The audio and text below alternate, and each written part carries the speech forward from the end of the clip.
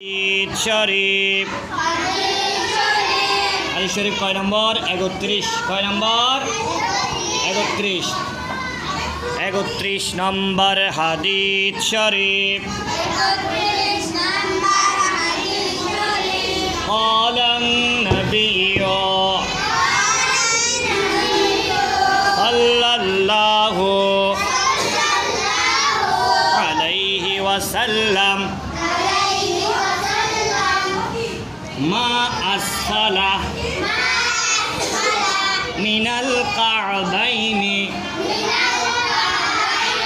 من الإزار في النار